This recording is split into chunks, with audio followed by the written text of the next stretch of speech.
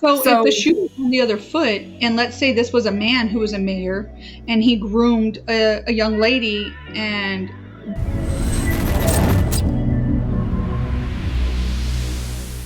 welcome to Technically Speaking, where you get the news. You can use. oh, look at that. I Oh like yeah, we that. done upgraded a little bit, Sarah, since the last time you came. I see. And I think that is a good look for you guys. Oh yeah, thank you, and thanks for joining us again. Unstoppable Season is on IG showing love as usual. He said he's tapped in from Dallas. Oh, you well, I want to say right down the street, but that's not right down the street. You about what? What's that like? 5 6 hours? 4 hours. 4 hours? 4 Okay, there's a hours. real good taco spot out there in Dallas. I can't remember the name of it. It was really good though. But hey, thanks for checking in, and Sarah, thanks again for joining us. Um, just to remind folks, this is I think our fourth time having a conversation live. I believe it's number 4 because we did it the first time, we lost it, so we did it again, and then you came again, and then Oh, with me. I thought you guys were talking about your. Yeah, I think this. Yeah, third or fourth. something like that. Yeah, it's getting to be a regular. You know.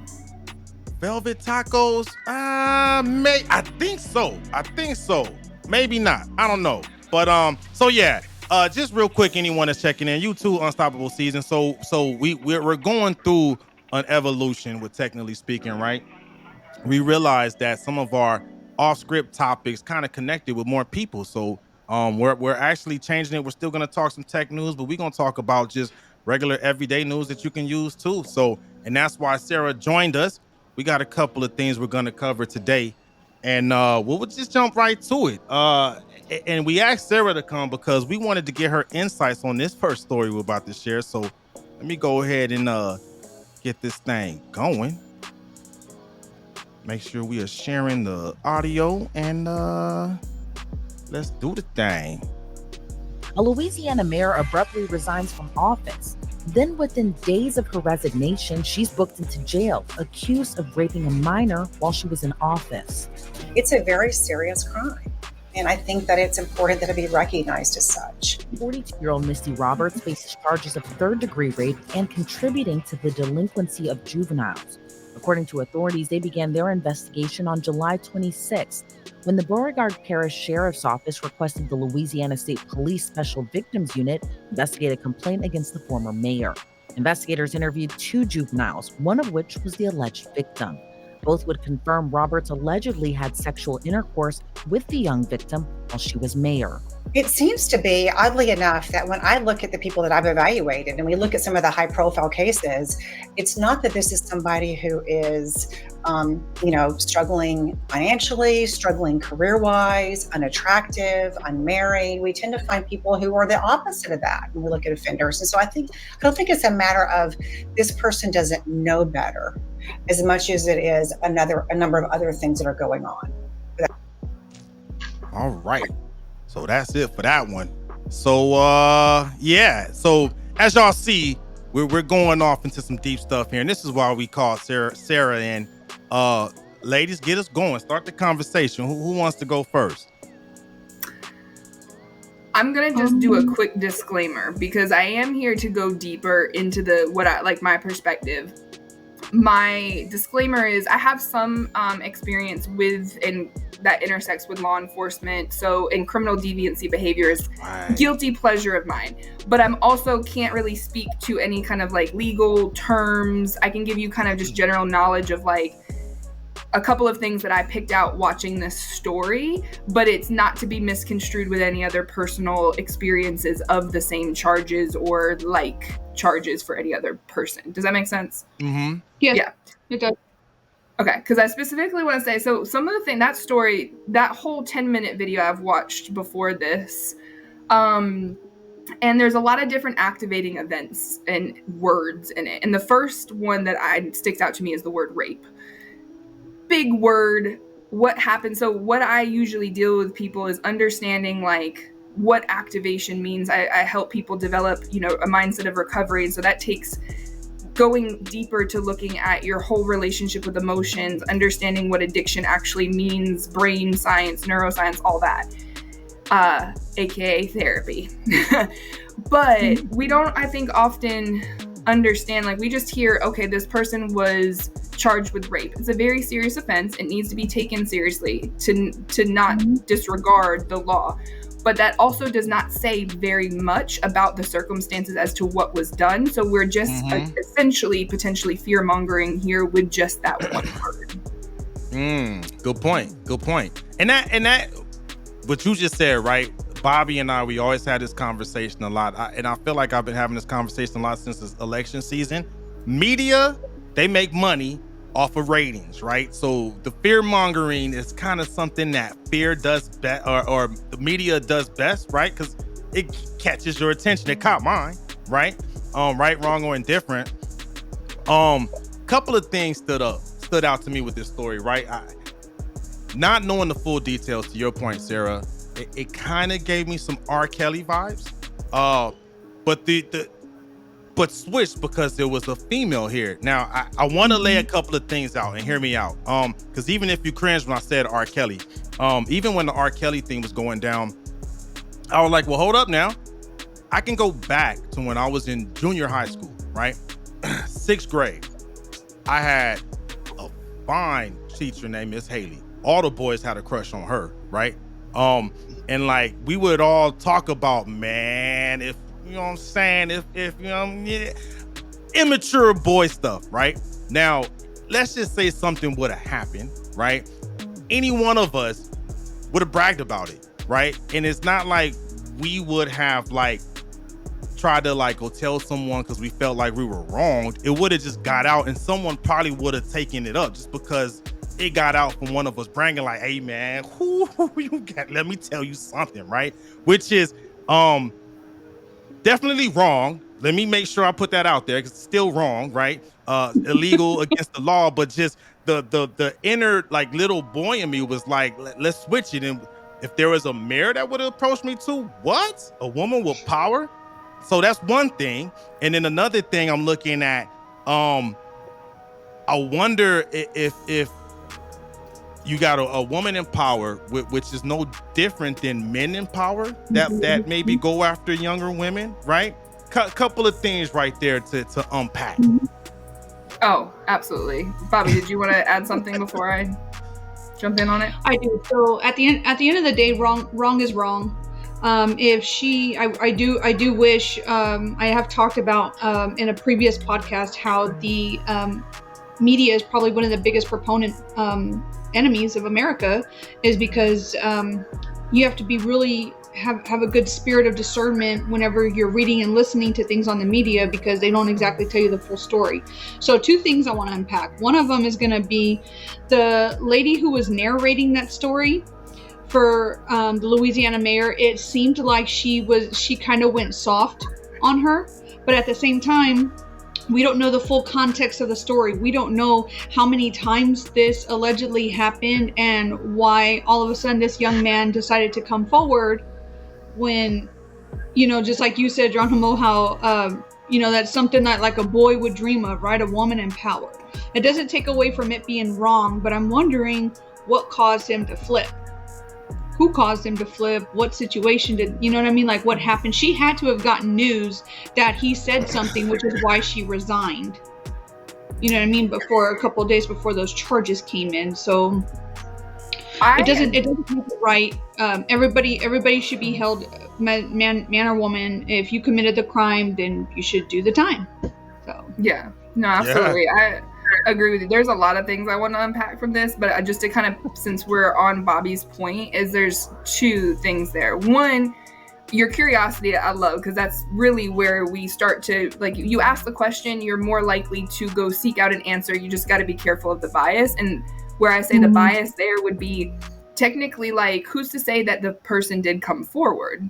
And because now I would have to go do a little bit more research, but 3rd degree rape is a lesser charge, usually because there's lesser evidence. And so there may have been enough evidence to charge someone there, but not convict them. So that's where, you know, like so legal proceedings. He could have potentially, like, it could have just been someone reported it. And then there could have been enough information or just observation to be like, oh, this is an appropriate language. And then, yeah, People resign when they know, like, they don't want to lose something on someone else's terms.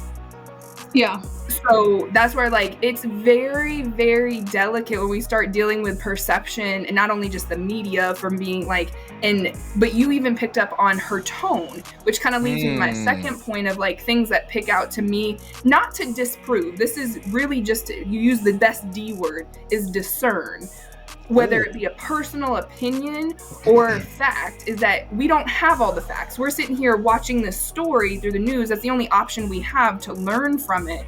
But you can also build a discernment of, like, knowing your own reactions and desire to make judgments that are based off of preconceived associations and judgments that have been set probably far before you could even have an intelligent conversation about a topic like this. Yeah. Usually development and main associations are solidified by the age of 9.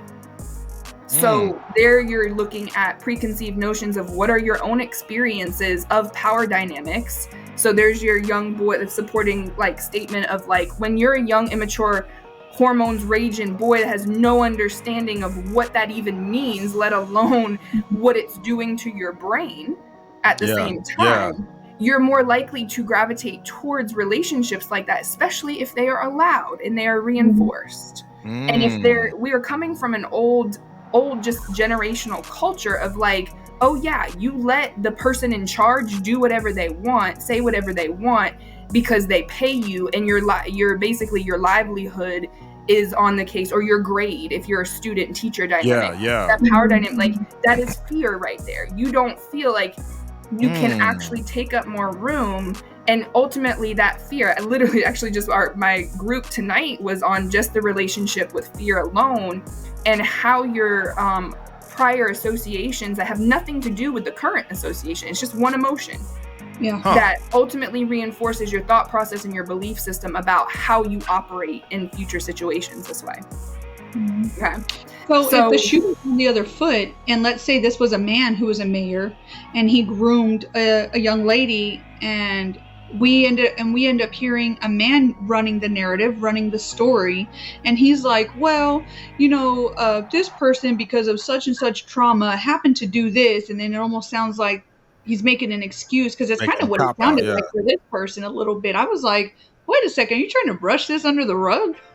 Yeah. Wrong is wrong, but if the shoe was on the other foot, people would be like, oh my gosh, did you hear this? And I feel like the story may have been a bit bigger than what this one happens to be. Because this one kind of flew under the radar. It's just that we find obscure stuff to technically speak about, right? But it's not mainstream, right? If it was, I feel like, to your point, if it was a man, it would have been go at him with stakes and pickaxes and but that tone was completely different. Say what? It would reinforce that. Yeah. It would reinforce, and I'm going to call it, it's probably an unpopular opinion, but cancel culture is like a group think dynamic. Is that as soon as you get even one hint of, like, oh, cancel, like, and so where I work on the recovery and the therapeutic side is, like, before you, and sometimes it's a snap judgment, and this is where people need to understand really what trauma, the impact of trauma has, not only just on your body, your life, but your decision making. It is trying to protect you, because most, like, we know it's like, oh no, that's wrong, don't do that. Yeah. But, like, what is wrong is right to that person, and this is going to sound very similar to, like, empathy and like giving them an excuse. It's not. It's really, or at least that's not my intention. It's just to depict that if you play that story on, there's a section where they interview a clinical psychologist, which is a little bit different than what I do, but they give you all the data, the research. I'm more in the interpersonal connections and healing aspect of things. But she goes to share that a third of offenders, whether that be female or male, actually have intent behind something like this. And a lot of people are just operating off of kind of autopilot because you only know what you know. And I promise you, working with addictions, we all know drugs are bad, but it does not stop anyone from doing them. Good point. So sexual offenses, unfortunately, do have more of a personal relationship and ultimately just carry out that belief system of that is right. That is how they build. So this person's married. She's the mayor. She has a power dynamic. So we have all these different variables of what reinforces like what is wrong. But to her, she's likely lacking connection with herself because she's not and doesn't understand to what degree of power she actually holds being in public office. Politics are notorious for not being able to be your authentic self because you have to cater to everyone else. So we just have a historical lineage of people not being able to promote what is right behavior. Look at Donald Trump as an example of like, we can all have an opinion on who he is, but he's not modeling behavior that we know to be right. People are just scared by what they don't know about something different, that they can't even really get past to the decision making to realize, for me to even realize I'm on a soapbox right now, that I'm like, that I don't want it to make it about that particularly, but it is a trauma response. I'll just say, to kind of like, since I had slowly trailed off of this one thought, go Google Stockholm Syndrome. That's all. People gravitate and empathize with people, their oppressor, because that's what's familiar to them. So the same way that this person gravitated toward what was wrong was probably because it was what was influenced in her history. Good point. Good point. It does not mean that she's not supposed to be held accountable, because yes, we all do know at eventually. So I just had to finish that sentence. No, you're good. Go ahead. We know it's wrong. Like that is a child. That is what they didn't call it statutory rape. So he's not that young. So he is a minor, but there's probably less of an age difference than there is that, again, you wouldn't really be able to pick out those if you've not worked in the legal system or done, look for more of the specific data as to like what the charges actually do say, let alone, and this is where the court of law is not supposed to go fully into a trauma history because it's not objective, it is subjective. But from a bystander standpoint and how this relates to the news that you can use, I like that because it rhymes. Is that you all have kids. You don't want this to happen. No, what do you not look at all. for? How do you know how to build that discernment? And that's ultimately my wheelhouse, is helping people understand that process. And so for news you can use, right? My question I asked Sarah offline, and I'm gonna ask it again, is as a girl dad, right? Because I got 3 daughters. What can I do, right, with the younger ones to like try to prevent, I guess, those type of to try to prevent that type of behavior when they grow up? Let's say one of them, they get into a place of power like that. What should I be doing right now to get the right values, et cetera, in place to where those type of thoughts don't even cross their mind, even if they get into a position of power like that later on in life? So I didn't technically respond. You told me to say what I said in the message, but I'll expand upon it. The first thing I would say you do is you have to explore your own associations with that type of experience. It's the harder one, but I always start with the harder one. Hopefully people will follow me to it. But your own desire to do better as a parent will automatically influence in a positive way to your children and in your parenting. So you understanding, and I think, if you don't mind me using this as an example, just your expression earlier of acknowledging that you were a young teenage boy that was aroused and attracted to a circumstance of being attracted to power. That's not changed regardless of generations. And I don't think it's changed between human dynamics. We all have that. We see the luxury lifestyle. We see the perception of power. It's attractive. That's how your body is supposed to respond. But if you've had maladaptive experiences within that natural process of forming your belief systems and your biases and your thoughts and your feelings around that, you're going to be more likely to not be able to prevent that happening to your children. Because what I did say in the message, we can screenshot it just for proof if we really need it, was really the thing you can do is just take a look for inappropriate sexual power dynamics within your child's lifestyle, because you can't control it. I promise you, going to a private school, trying to protect and isolate your children is going to cause some other type of problem you never even intended.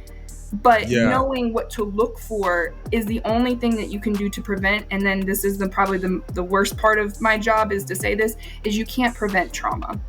You cannot The bad things in life are going to happen. As careful, as scared, as preventative as you can be. The true prevention, this is what I've kind of shifted my own professional course to try to promote and help people understand. The most true prevention is how to prepare when something bad happens. How do you get back on course and recover?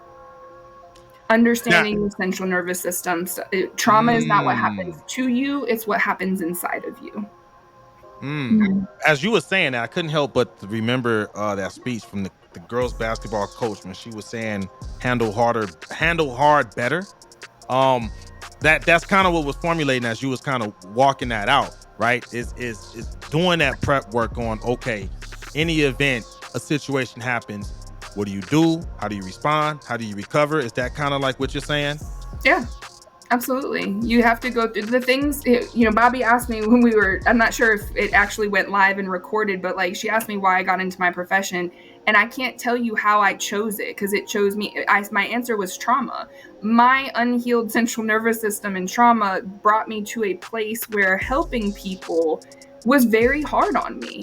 Geronimo, you probably know more of my story, but like when you first met me, I looked completely different than I do now, right? Now I'm supposed to grow, supposed to look different, but I had to transform my life because I've already built a life around helping people.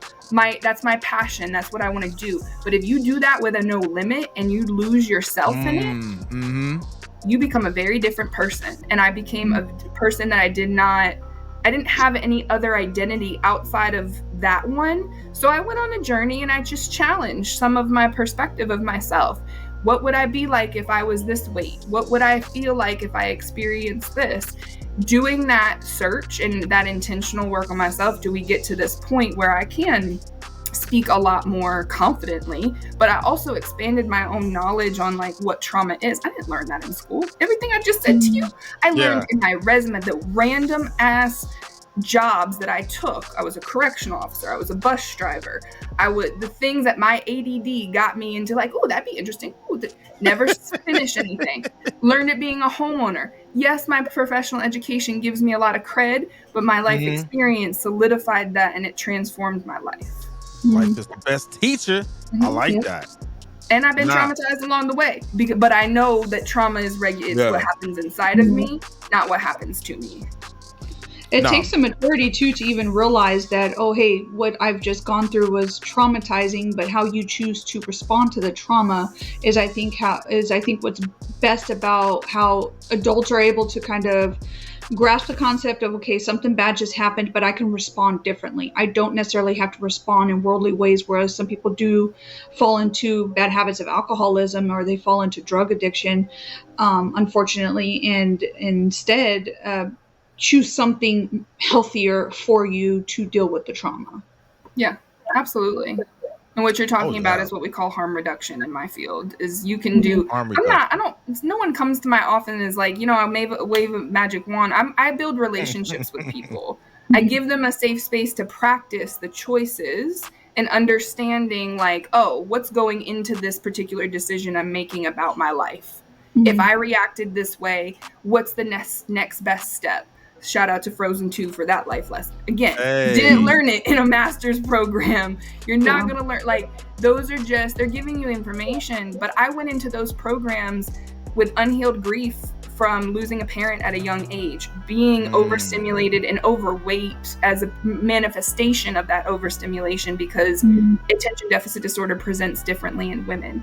Like not knowing what we didn't know in the early 90s. Did I go into this profession? I landed and I'm like, oh, if I hadn't paused and been like, I know I got to do more. If I hadn't like chosen some random stuff for my life, then I wouldn't be able to be here and hopefully make an impact with, what I'm saying, to help people understand, like, it's not what's happened to you. Even if there's some jacked up stuff that should have never happened to you. I don't want traumas, and there's some pretty gruesome things that I've been exposed to. But understanding how you can detach in a healthy way from those versus trying to dissociate from them. And they are a part of you, and you have to integrate that in order to optimize effectiveness and choices. Ooh, good point. And that's something I learned along my journey, right? Because people go through things, right? And unfortunately for the presumed victim in that story right there, will have to do what you said and find that way to detach from that and learn how to heal from it. Even if it's a, because I picked up on a point earlier, right, to where you had mentioned something about when you said it's third degree rape, right, to where it's kind of like more one of the minor offenses. I don't know legal jargon like that, right, to where you said something along the lines of that may indicate how the news got out, right? And I'm wondering that if news got out from the way I said I would have done it, just for bragging, and some way it made its way up. And maybe I'm putting myself back in that young boy mindset of maybe at that point in time he doesn't know what's wrong yet, right? Because I'm putting myself back in that age. I'm like, what's wrong? I'm cool with it, right? How do you, I guess, how do you address that? Like, if because if that boy is anything like me at the younger ages, I'm like, but that's okay. I was okay with the mayor doing that, right? How do you start that process to kind of like undo that mindset, right? Because I had it. I'm gonna tell you right now. And it when back then it had nothing to do with power. I didn't know anything about power. She was just fine. It's beautiful, right? Mhm. So just learning along my way. I mean, back then we knew it was wrong, right? It was just one of those things like, man, we said that if it ever happened, knowing that it wouldn't, right? Because she just wasn't like that. But in this situation, it turns out the mayor was. So that's a challenging situation. But back to the original question is, how do you, I guess, re-educate or help someone learn that no, that's actually wrong? It is a big question. I'll go ahead and do my best with it because I can't necessarily say, the individual person. I don't know. We don't know the willingness. We don't know a lot about this person's history. Yeah, we're missing a lot of info. We're missing a lot. So just to set the tone there, because this is not about making decisions about whether guilty or not. That's up for a court of, at least that's not for me. It's up for a court of law, whatever happens. But I will say, this is such a common issue that I can't say confidently that you can prevent it. I think this is probably an exact scenario where a lot of the issues that we have today with just the power dynamics between male and females in society stem from having primary sexual encounters that people did not realize were inappropriate. I see what you're saying. I see what you're saying. And then I want to add to what you said. I want to kind of articulate kind of what you said, right? Because I had a couple of different examples, right? I like to look at stuff from both sides of the coin. I shared my example from the young boy perspective, right? Now, because again, if it had been a man, I feel like it would have been a lot more outrage to it, right? But then also too, something else I noticed back in grade school and high school, right? I even when R. Kelly broke out, right? And everyone was all mad at R. Kelly. I'm like, well, wait a minute. When I was in junior high, I remember there was some girls that I wanted to holler at. They didn't want me. They wanted the high school boys, right? And I remember seeing some girls waiting after school, and an older guy from high school would come pick them up, right? And I didn't have a chance. When I was in high school, same thing. I'm trying to holler at, some girls. They're like, nah. I got me a college boy. College boy got a car. I'm on the bus. I couldn't compete with that, right? Or not even a college guy, just a grown man. And while I'm sitting at the bus stop, I'm seeing, girls waiting for grown men to come pick them up, and these are their boyfriends, right? So I'm kind of looking at it at two different sides of that coin. To your point of maybe those scenarios is what you said, just being exposed to something that they didn't know was wrong. But at the same time too, I'm kind of like, do you have young people kind of setting a trap and not realizing they're setting a trap? So yes, I think there are things that we can do about it. I just don't think we're able to prevent. And that's why I sit on the side of I am pro prevention, but I also leave room for life has to happen in order for us to respond to things that happen and actually get a different lesson out of it. Yeah. It's, I guess, my own way of representing, you can't change the past, but the past can also influence the future. And you have to know the past in order to change the future. So this is where it's like, I get a little triggered by people say, just forget the past. The past is the past. You can't. I'm like, we got to look at it because it does influence, and mostly not because you can change it, but because of bias. And it's mostly the emotional bias of people not understanding, like, because I'm not going to guarantee you this, but I would, nor place a bet, but I would bet if you were to ask someone who experienced what this, and we also don't know if it's a male or female. They didn't specify. Subject, yes. But Well, they probably would not consider this a traumatizing event, right? Good point.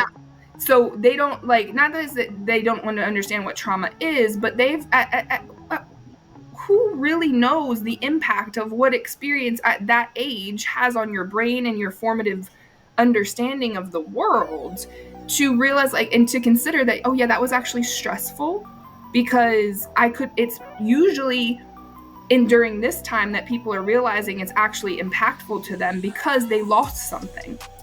People don't perceive it to be traumatic until it's done and over and there's a consequence to it. Yeah.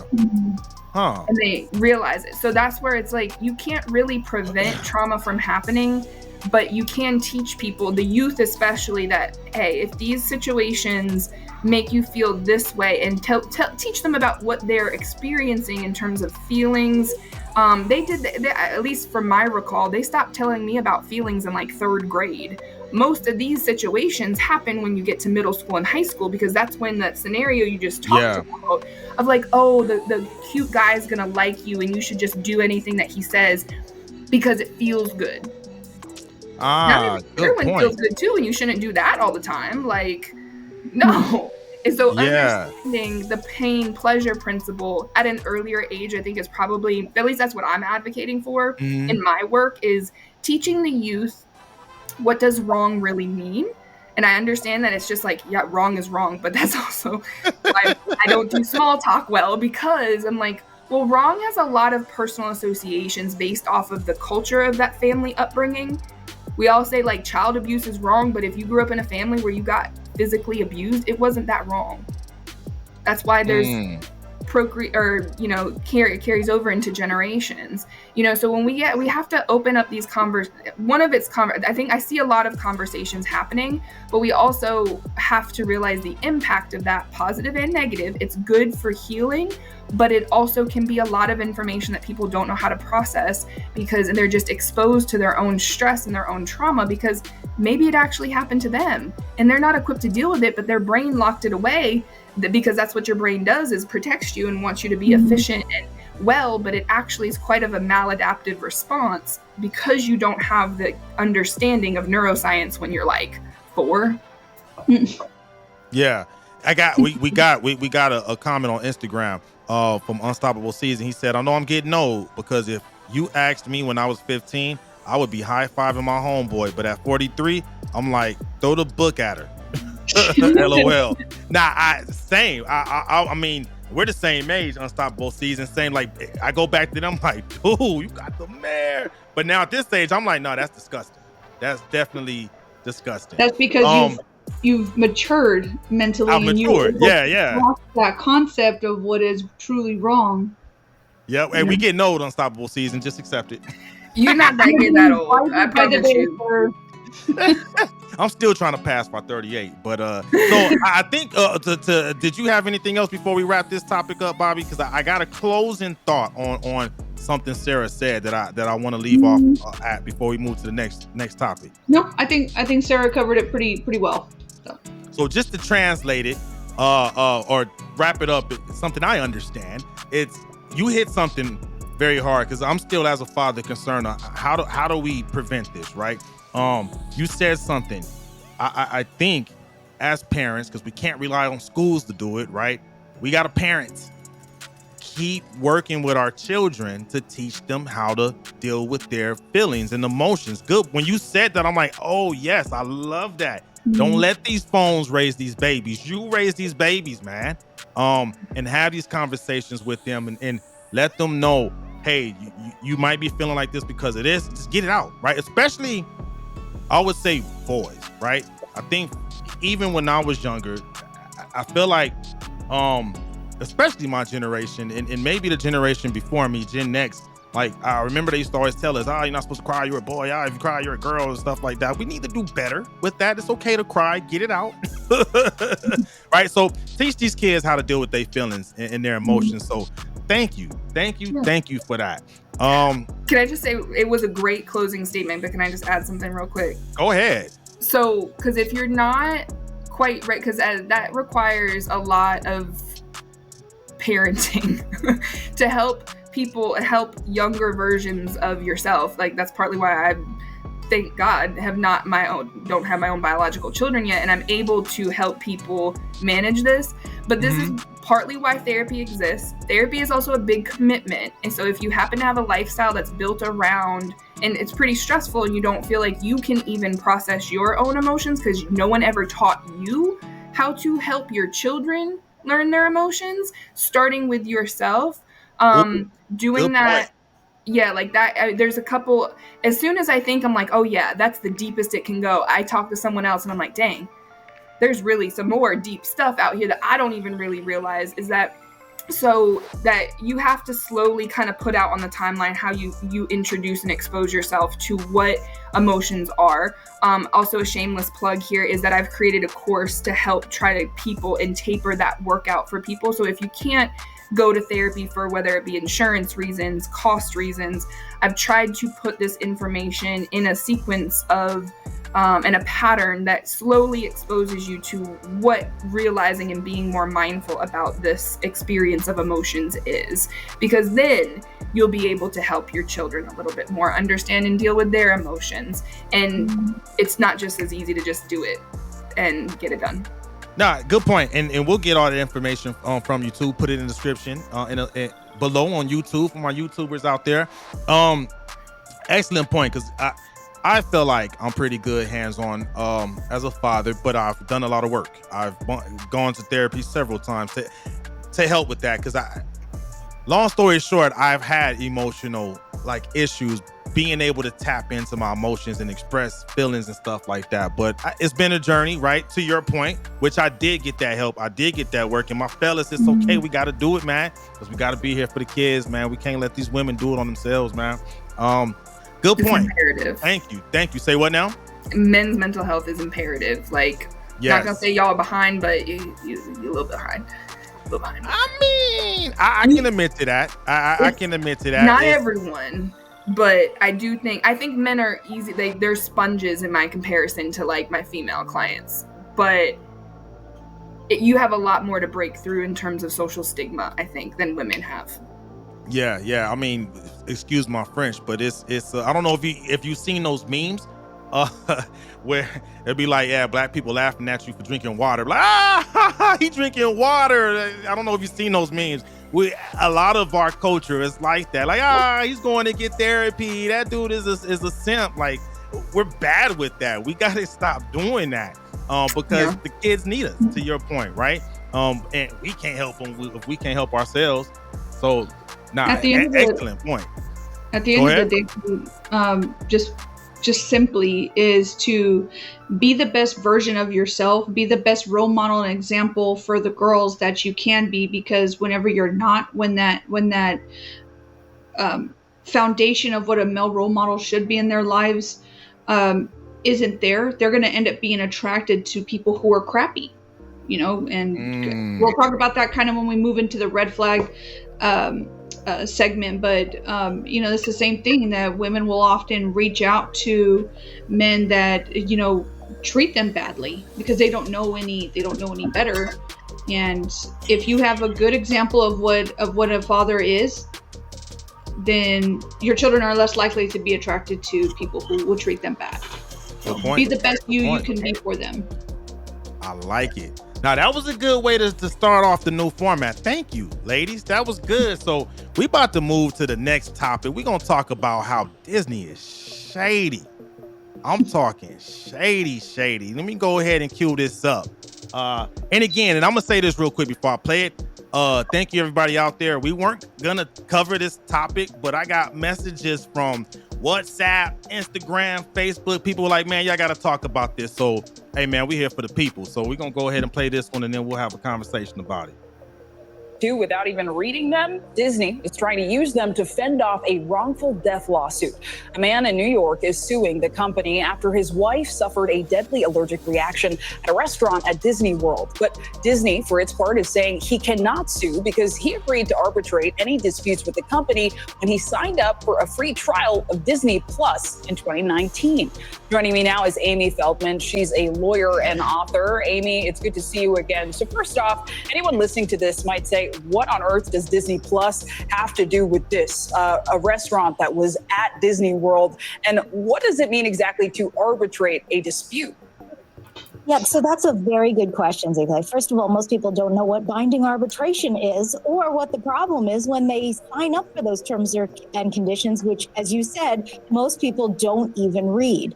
Binding arbitration means that if you have a dispute with the other party, you don't get a trial by jury. You don't get to speak before your peers about why they owe you money. Instead, you have to go with a neutral arbitrator, and it's binding. So if you don't like what the arbitrator has to say, you don't have the opportunity to appeal it. Ooh. So were you familiar with that story, Sarah? I was actually. I try to listen to my news through the form of like podcasts, just because I'm not overly exposed to all the stimuli, all the words. I don't think y'all realize just how dysregulated just that one clip can cause people. So just breathe, because there's a lot. You're processing information. Anyways, the answer to your question was yes, I've been familiar with that story. Who's gonna kick us off? Well, we talked talked about this. Say, Bobby, so go ahead.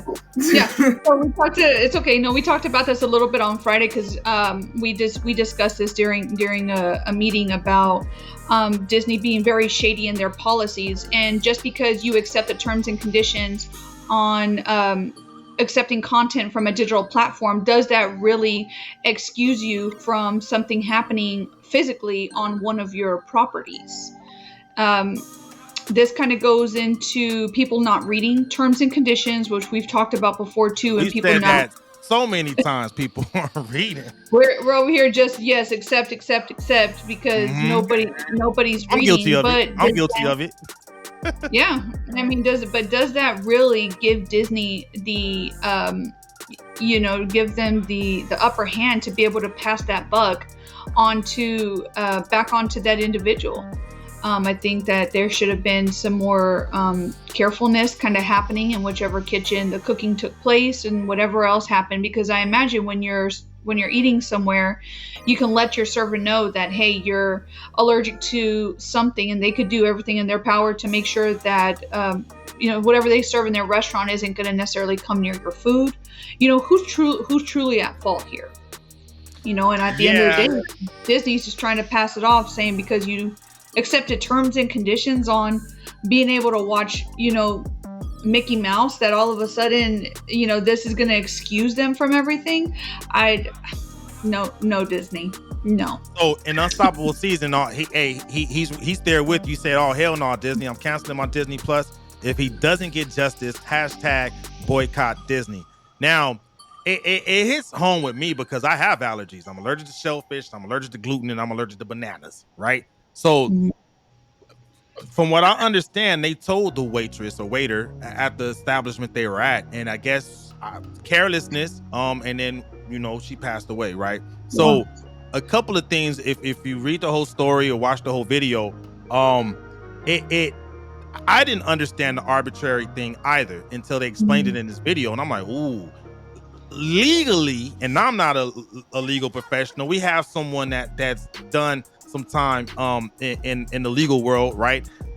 They covered their tails. So the fact that they kind of had the foresight to throw that in there, it reminds me of economics, right? There's no such thing as a free lunch. I took the free trial for Disney Plus, right? I didn't read nothing, right? So that goes to that question of who's at fault. Are we mad at Disney because they covered their tracks and did their due diligence? It was like, haha, I'm gonna get this to you for free. No such thing as a free lunch. Yeah, I'll put it there for you to read, but you didn't read it. You get what I'm saying? But does that excuse them from something happening at one of their theme parks? Let's take this wrongful death aside from it being an allergy. Let's say that somebody didn't do their due diligence and clipped somebody incorrectly on a roller coaster and somebody flew off and passed away. Should Disney be at fault for that? Yeah, they should. Yeah, but then you tell me, if somebody signs up on the, and they accept the terms and conditions, and all of a sudden Disney's like, oh, now our hands are up and you can't ever do anything to us. You can never sue them for anything that they wrongfully do. Is there a way for that to actually happen? I think there is, but it does tend to come towards the legal system being a little bit more reformed than I think it is. And then also this not being a huge corporate conglomerate that has a lot of significant power in where legal systems intersect with best interests of the parties. That was a long, really way of saying that big words and a lot of mumbo jumbo in legal formats can easily get confusing. And then also, this is again another example of an activating detail as to trying to place blame and getting people to be mad at Disney, and then also like provoking fear that gives people no response to how to not get out of survival fear mode. So as a business owner and someone who has failed in trying to scale businesses before, I see the point of having NDAs, disclosures, things that protect your business. Disney employs a lot of people, and they set an environment for people to enjoy life outside of this one particular negative event. That by no means am I advocating for Disney to get off on this, because I do still think that they're responsible, because someone's life was lost at your in your environment, things that you were exposed to, and that there is a responsibility for, which is why I don't really use the word fault or blame much, because they both have responsibilities here. Geronimo, I would say, as a person who has allergies, what is one thing that you always carry with you? So mine isn't bad to the point I have to have an EpiPen, but I know a lot of people do. My reactions are intestinal. It'll run its course without being given TMI, but thank you for that. You're welcome. But no, you knew the association, which I only bring up because in the court of law, that's where they're going to try to defile the plaintiff, I believe, is the victim of this is like, oh, she should have been prepared. There's a truth to that. Yeah, good point. There is. It's not negating it. That doesn't necessarily mean Disney has no fault, no responsibility, but as a big business, this particular scenario is pretty in line with reading the terms.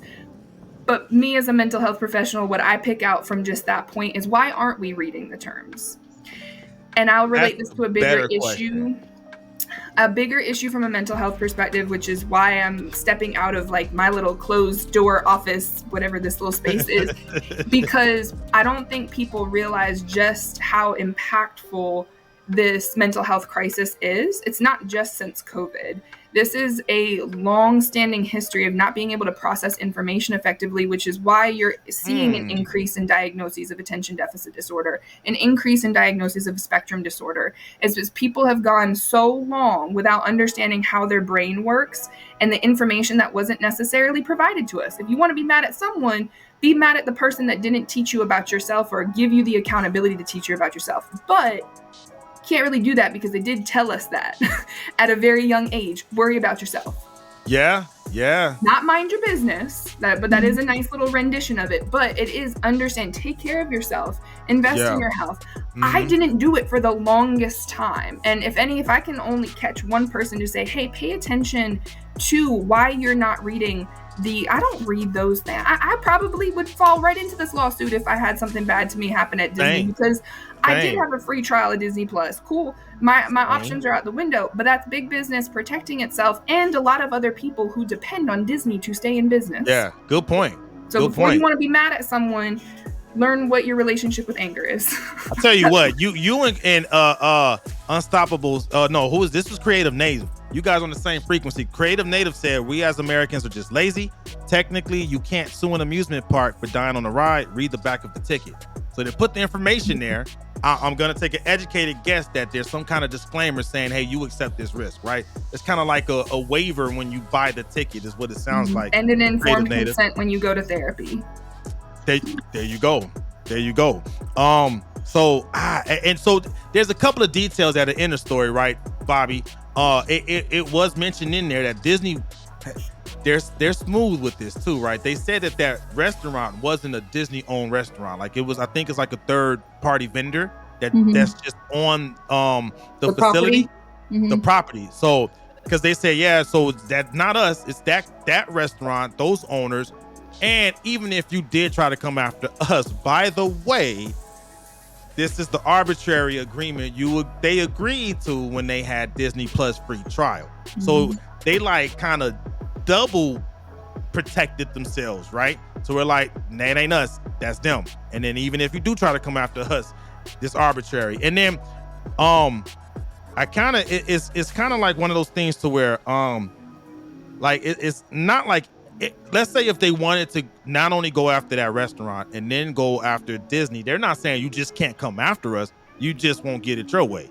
It's just going to be whatever our arbitrary person that we presented, and they're going to lay out the terms and they're going to make you an offer you can't refuse because you did the free trial of Disney Plus. That's basically what they're saying. My takeaway from this is read. We've been saying that. Read. And I kick myself in the butt too and stop just click. Well, if I would remind you, not only read, but this is where it gets overwhelming very quickly, and why people just, if anything, knowing how to regulate your stress response will help immensely with that. But now it becomes another crisis issue because we are in a literary crisis in this country. We have some of the lowest reading rates. And a lot of, I'm not going to blame all technology because we wouldn't even be having this conversation without technology. So thank you. But technology is a discriminating factor in a lot of why people aren't reading. Everything is literally at just a click. It's instant gratification. So if we do not make the conscious choice to slow our brain waves down, slow our processing down, learning the human experience as to what influences even how we make decisions about information, then you reading that be like, oh yeah, cool, I read it. It's not gonna be a problem until it's a problem. Yeah. Good point. That the literary issue, it's scary how bad it is. I haven't that's a lie. Those are real books. They're not just for show. And I have read them recently. But I even listened to it does make your background look good though. Thanks. I'm trying to make it. But I'm no trouble. I do identify with attention deficit disorder, which is why I have to be very mindful when I get passionate about this. I talk faster. I'm stressing myself out and potentially someone else listening to this because I'm just quick. It's a condition. I've had to train myself to slow down, to understand all the intersections just as my own human, because attention deficit disorder is not just information. It's sensory processing. It's your relationship with food. Do you have a stable and emotional, secure attachment with yourself? It's a lot of different things. And a lot of people are still kind of uncovering it. We're in an awakening time where people are like, oh yeah, information, that makes sense. Diagnosis, oh, that's me. And then get stuck because they think they see it literally in their families as soon as you know you're an alcoholic, what do you do about it? Nothing. Exactly. And I'm on that same struggle bus with you. I also have ADHD. One of my things, right, if you give me too many options, my brain shuts down. I don't know if I showed you my calendar, Bobby, but I'm on a very regimented schedule that I put myself on as a way to control it. That's the way I found to be able to handle life, basically. Like every hour of the day for me is allocated to an activity. Even reading, like if I have to read something, there's a time slot that I have. It's called time blocking. That's allocated just for that. But because I am ADHD, I start thinking about random stuff. I'm reading about business accounting, and I'm thinking about Dave Chappelle doing something in Austin for some odd reason. I don't even know why, right? I'm like, what? Well, then I got to go back and read what I just read like 10 times for it to sink in, right? And then if I'm reading a book, I got to get the audio book so I can hear it that way too, just to get it to sink in. So I think we deal with it our own different ways, right? But to your point, if you realize you're an alcoholic, what are you gonna do about it, right? You can't just let it own you. Good point though.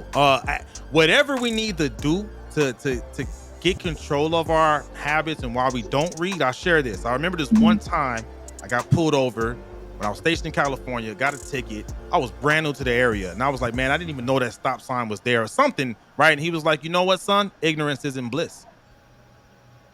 So whatever we got to do, it's not. It's like, hey, you still broke the law. You getting this ticket.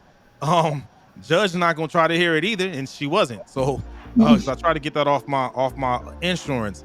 But yeah, whatever it takes, right? Figure it out. What is it? Is throw your handle out there. So if folks need some help, let them get in contact with you, Sarah.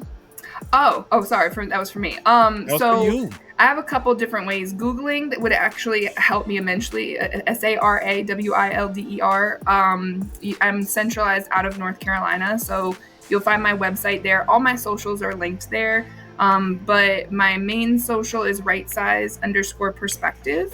Now, it does specifically kind of focus on the relationship with food right now because I focus on building the recovery, and a lot of people need to reintegrate safety, and mostly with their relationship with food. That's kind of the common denominator when we're talking about recovery from mental health and addiction. So that's why I focus on that right now. But I do put a lot of content out there to try to help prompt people just start paying attention to how things are happening in their own lives and how you can cope with it a little bit better. Just because not everyone needs to go to therapy. I'm gonna be honest with you. As a therapist, not y'all just get comfortable talking about your stressful situations, and I'm just not willing to be that therapist to let y'all believe that everyone needs therapy. No, but we have different versions and perspective of therapy in our own lives. But you have to be curious about the topic in order to really effectively say, like, okay, you're doing the work. Yes. It's a couple of things, right? And this is going to get us to the next topic. So we met when I was ended my military career in North Carolina, been friends ever since. And the last therapist I saw was in North Carolina, Fort Bragg, which is now Fort Liberty. She armed me. There you go. There you go. All the way, right? There you go. She gave me a lot of tools, man. The therapist that I had that helped me a lot, to where I'm in a solid relationship, right? Which I would not have been able to get into until I was able to do the work to become better, which it actually helped me detect red flags when trying to decide a partner to date, right? So I say that to say the next topic we're going to cover are dating red flags, but I want to read this comment real quick. We got on IG. We actually got a couple of them. Creative Native. He said, in the world where we live in, you have to CYA, cover your ass, for anything and everything as a business. Folks have sued fast food chains for becoming fat. Shaking my head. That was to an earlier point you were making, Sarah. And then he also said sports played a minor role in helping me can combat ADHD as a kid, and coaching does now as an adult. That's my brother, so it runs in the family. Just wanted to throw that out there. But thank you, Creative Native. And now back to the topic. We're gonna talk about dating red flags, and I'll let you open us up with that, Bobby, because this is one of the topics you gave us. So the floor is yours, ma'am. Okay. Last week I had mentioned that one of the things that our church does is put on it's a class. We put it on for the young ladies and young men that are in part of our youth at our church. So from 6th grade all the way up until 12th grade, they're able to join this group. It's a 12-week class, and they go through how to identify red flags in relationships, because some of the kids make mistakes when it comes to dating people, and being able to identify what obsessiveness looks like, what even knowing some of their families, if they come from families where everybody's an alcoholic or people are drug addicts and stuff, what are the possibilities that they fall into this same type of those same type of actions. And so my daughter went to it I am a girl mom. I have 5 girls. I have 1 boy. So I have a total of 6 kids, and I own 2 businesses. I am in the Army Reserves. I work for the Air Force doing IT cybersecurity. So I've got, just a little bit of experience in what this is like. And I wish that I've been able to, I wish I had something like that at that age, because I didn't. I just was attracted to everybody who was abusive to me because I was so used to being bullied. And so I was like, oh, this person's mean to me, so they must like me. Right. And so my daughter's 15, she's a sophomore, and she went to it twice. And she was telling me that she liked this one boy at her school, and she said, but she figured out that he had some red flags in the way he talked to other girls. Not so much talk to them as like in like a flirtatious manner, but just being ugly towards them. I said, well, what makes you think that you won't be the next person just because you think he's cute? That doesn't mean that he's a good person. And being able to figure out now at that young age, don't get yourself involved with somebody so quickly without knowing, some of their background and some of their history, because knowing that might, help you make a better decision with your relationship moving forward. I love that. You are like the definition of like the empowered woman, mom, professional, business. Yes, get it, girl. Yes, that's awesome. I just want to give you that before I like dive in, because I think what you're trying to unpack here is, it's a lot. And again, my opinion is not the end all be all. I can just share it based off of the perspectives that I've been influenced by, my own as well as professionally. I think the biggest barrier for this, since you brought up youth specifically with red flags, being an adult and having red flags is a whole different situation, but they're very similar, is right now I think we have the youth, their disadvantage is that they have way too much information about emotion. Yes. They're completely saturated about, the pendulum. I talk about the pendulum swinging a lot, and, I see it in generations, just experiences, people trying new things. Right now, the younger generation, what is this, Alpha Gen or Gen Zers, they are growing up with knowing having very easy access to information and answers. So they're going to struggle more with attention deficit disorder and potentially addiction if they don't understand the implication of just how fast information's processing, let alone how they decide on it. I also think I mentioned this earlier in terms of like not being able to prevent trauma. I don't think red flags, you're not preventing them. They're supposed to be investigated. They're supposed to help you start paying attention to slow down. That's why red lights are red. We associate them to stop. I love it. Slow down. To investigate it. If your relationship is moving too fast, that's a big red flag, but you're also implicated in you being the general person subject we're talking about. I'm notorious for this. I love and I love hard. Be like, okay, I'm gonna love him. I'm gonna love them. That is fast. That is a lot of misconceptions. That's a lot of information from an individual, let alone what's being reinforced in being around your peers who have so many emotions that they're just sharing, and you're being a support system for them and being exposed to other people's fastness. And I don't mean just sexualized fastness. I just mean thinking. Yeah. Just feeling, thinking, believing, let alone trying to make a decision about what is a valuable experience for you.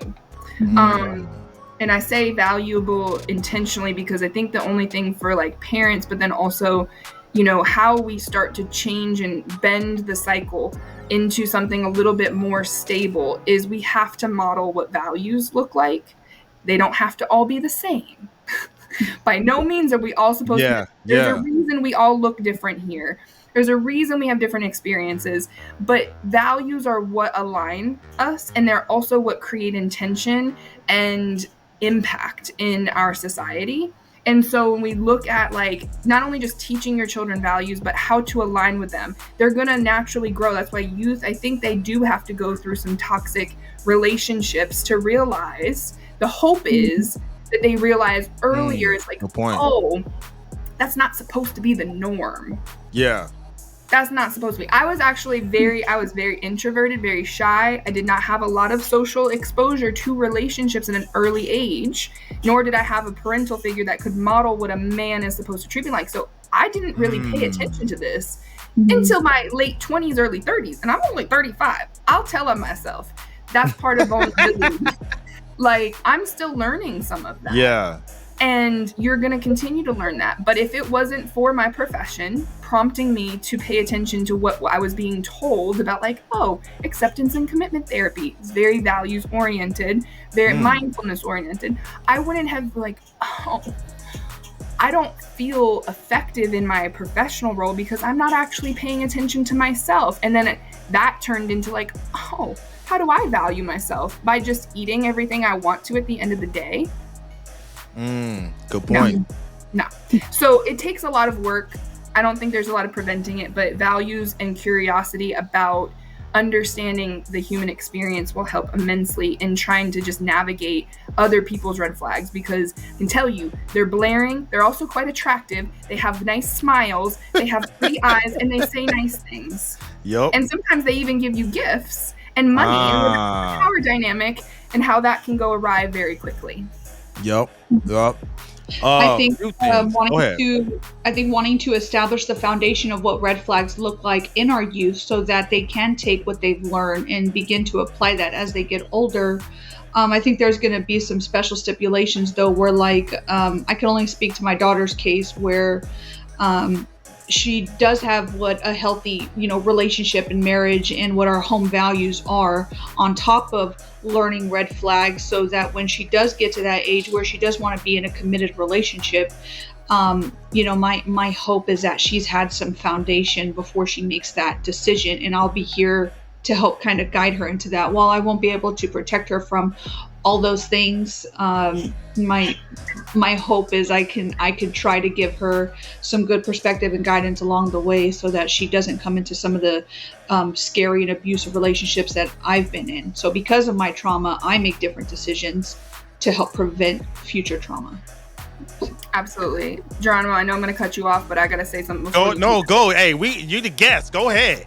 I got two things. You bring up that I missed a solid point, which is what can you pay attention to? And I'll get to that. But I also want to say, for you're not supposed to do it all by yourself. That doesn't just mean that you have your co-parent, your husband, but this is where, like, as a community, you getting like your kids are going to be okay if you learn to trust yourself, and in turn trust the environment and the support systems that you have, because no parent is perfect. No two parents together is going to catch everything. And this is where, like, it's going to be an external resource, something that you can't control. And I know that scares the crap out of parents. It scares the crap out of me, because I just have clients and a cat. And so I'm like, I want to control everything. And really the answer is learning how to cope with the discomfort of what you can't control. Yeah. So I commend you on that. Yeah. Because that's perfect. My husband says that too. He's like, I think you get uncomfortable because you know that there's some things out of my control that I truly can't control, and it disturbs me a lot. It disturbs me for you, girl. I'm like, that's a power scary. to you with as much, because even in business, I learned that life lesson, and I still have to figure out how to apply it when I have children, is the things that you can't control. I'm glad I did it this way, because that will be my preparation. But there's still things like, I'm not going to know what's going to happen in the moment with a screaming child at me, that I can't just be like, here, it's not mine. You can have it back now. Okay. So the setting I was going to change, or as mentioned, was what are some of the things, like from a personality trait and or behavior, because I am a behaviorist at the end of the day. I pay attention to how people's patterns move and the associations there. So I would say one of the biggest indicator, now with some investigation, but not too much investigation, is rigid behaviors. People who do not bounce back, they hold grudges, they are extremely reactive with no accountability. I'm not saying that all reactive people are some things you have to stay away from, but you need to watch how they respond if they're held accountable. This is where we're dyads, right? We mirror each other. So a reactive person is naturally going to potentially attract an unreactive person. So an unreactive person is also just as susceptible to becoming a reactive person. It's where all my empaths, it's not an excuse anymore. You need to learn boundaries. Is that you have to understand that you absorb all of that energy. Eventually you're going to blow too. It just tends to be more implosive than explosive. So people who walk on eggshells, and I was a super shy person who walked on eggshells. Guess who can be the biggest butthead in the world if I'm not paying attention to my energy levels and what I'm exposed to? Yeah. Okay. So people who are just explosive is not I look at, no offense to the school shooters, but like none of the school shooters were super explosive people. No. They were very implosive, quiet people. It's the quiet ones that you kind of have to be a little cautious with, because they are internalizing a lot more. And unfortunately, it is not, I just feel like it is on my spirit to say, but it is not your responsibility to change anyone. You cannot do it. Trust me, I have tried, even as a person in power, to help influence and change people. You have to let someone else know who is more equipped to follow up and deal with that.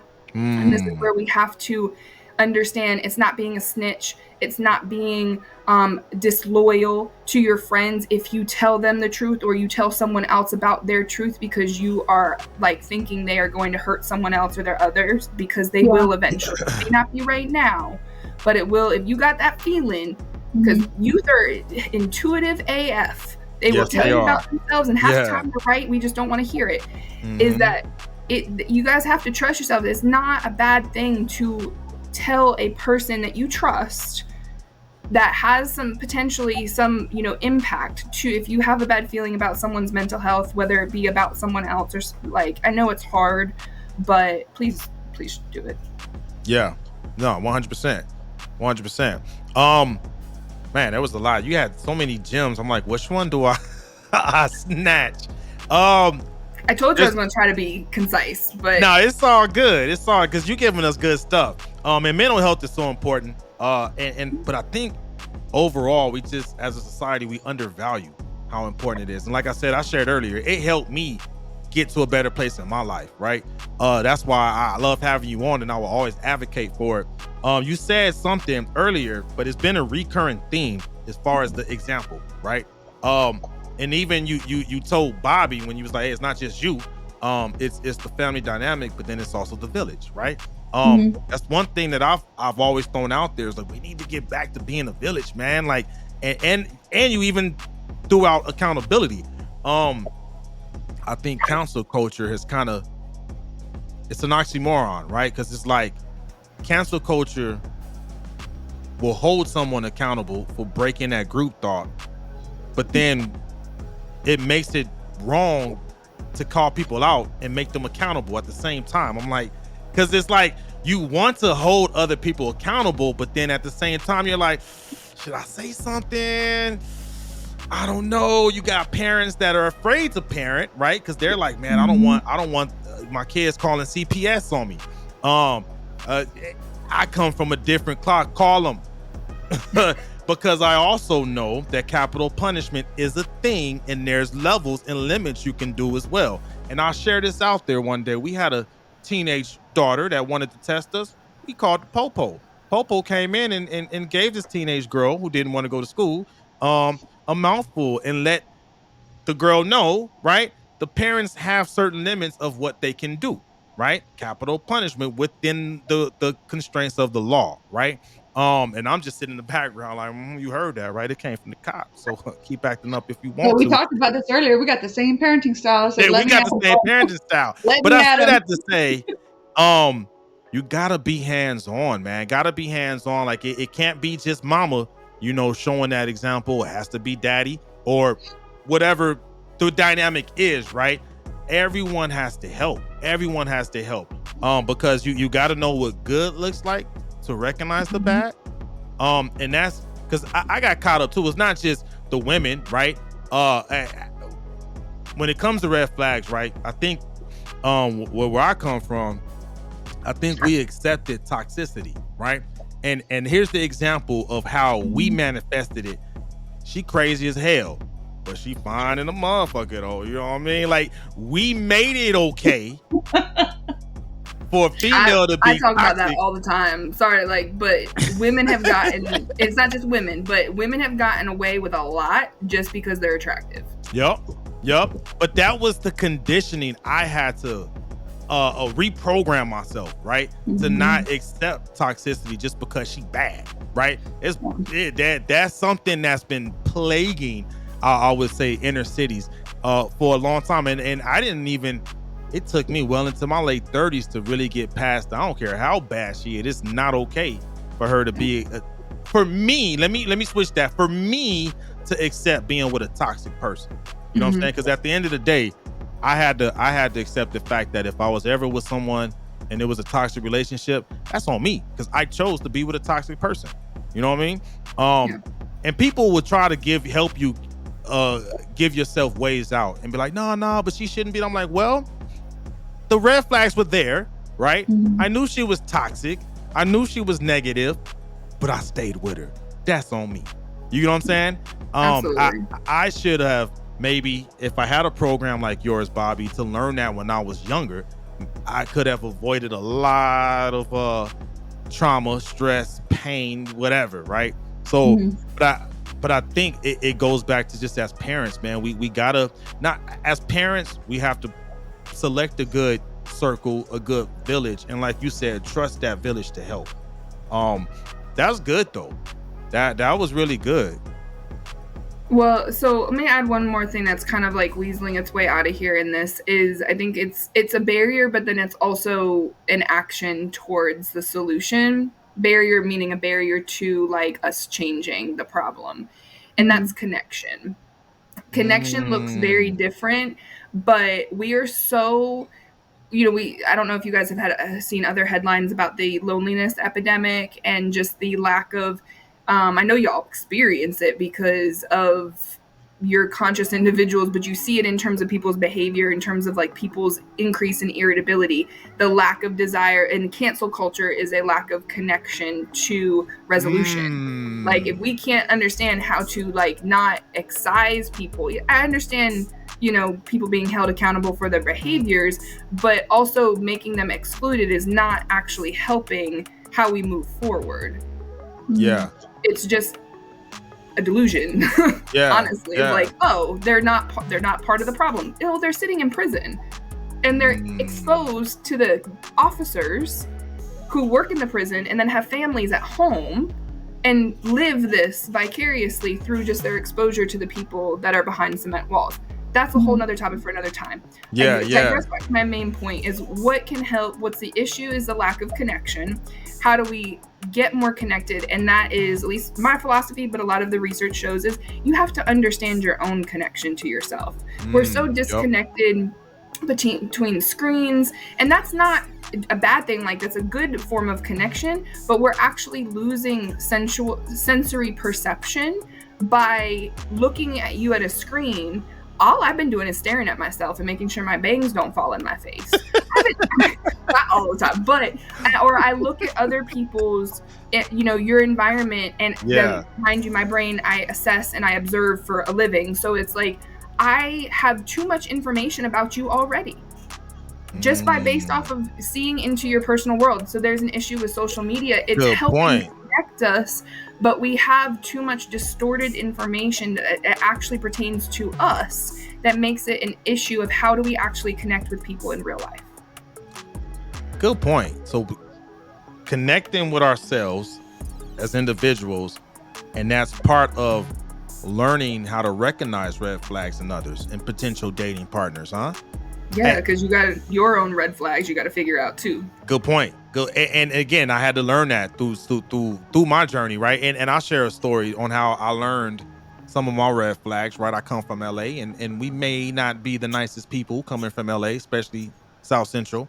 But I had a lot of LA-isms, right?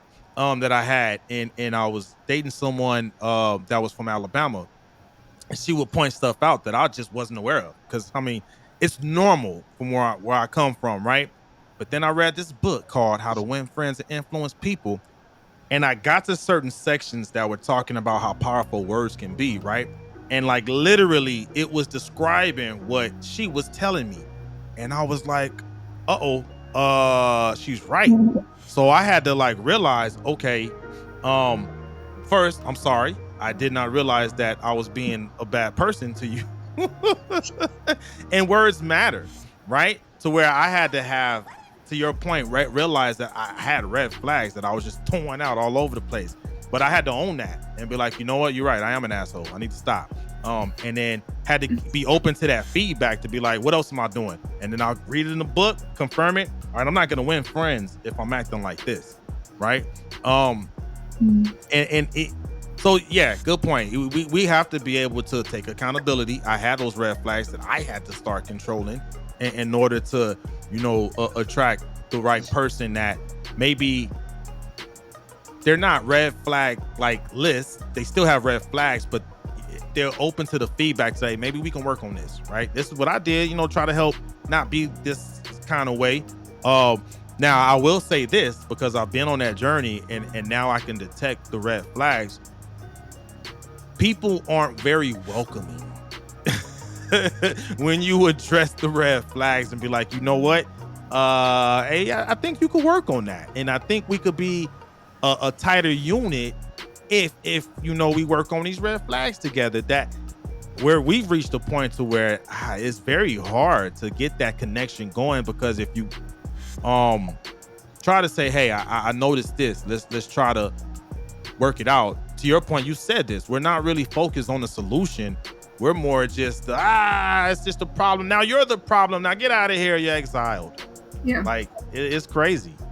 Well, a lot of that, I think, not to be the stereotypical therapist yet, but it forms when we were likely held accountable when we were younger for things that as children we didn't have that much responsibility for. So we were already modeled lack of accountability because it didn't feel good for our parents to displace their anger on us when it had nothing to do. Yeah. It's not ours, right? So that sets a lot of the tone for how that lack of accountability manifest in adult life. But accepting it is also very stressful. As much as I have trained myself to be like, oh yeah, I messed up, it still feels something. Yeah. I still feel something. We have to get out of this, not only just cancel culture, but the lack of like, oh, I don't care. You are a human being. Yeah. And I need you to care. And I need you to learn what caring means with some protective factors and information that, you deserve to have boundaries. But boundaries are things that people are going to cross, and they also tell you about where your boundaries are moving forward, so you can work towards preventing those things, from happening again, those red flags from being so alluring and attractive to you. But yeah, that connection, those conversations don't typically happen at Starbucks. Like when we're just grabbing coffee and, updating people about our lives. They require more investment of it's really time. And just putting the time aside to really understand, like, what are you? What makes you up? You know a lot about yourself. I'm not here to tell you that you don't. I'm here as any therapist. If anyone therapist is telling you about yourself and labeling you and making you believe something about it that you don't truly, that's a red flag right there. Therapists got red flags at the yin. I see what you did there. Like this diagnostic culture, like there is a whole, like that's actually like the first third of the treatment process is diagnosis. There are like 2/3 of the process of understanding when we talk about treatment. And I can lay those out in one of my content, but it's just like people keep getting stuck because it feels better to be labeled and to be not accountable, and understanding, accepting responsibility is a huge thing, but it is what sets you free. It set me free once I took that accountability. So that's great. Give us a final thought to wrap this up with, Sarah. This was good convo. I'm gonna throw it out there. We didn't cover all the topics just because this got good. It got good. So but we can't keep everyone all night. We can't keep Sarah all night because she's serving a lot of people out there in North Carolina and around the world. I'll be back. Oh yeah, definitely. We gonna keep doing this. So give us a final thought, wrapping all of this up, moving forward. I have a lot to say, but sometimes I just be like, ooh, I don't have much to say here. My final thought is, one is going to be, make sure you breathe with intention and hold your breath a little bit when you right after the inhale, because that will help regulate your central nervous system. It's kind of like my life advice for everyone. I like that. Inhale for 3, hold for 4, exhale for 5. All that as a resource is on my website. But my final thought really is like, you know, if you're desiring change in your life because maybe you feel like you're stuck, you're at a crossroads trying to figure something out, that is such a normal experience because there's so much that can turn you around in this life and make you feel like you're lost. But I would remind you, just like, trust, you're not that far off the path. Now, if you're like actively in an addictive cycle with something, you may be a little bit of a stray, but you're not really that far off. Okay. So for those that may think they're crazy, you're normal because we're all crazy, huh? That's how I interpret that.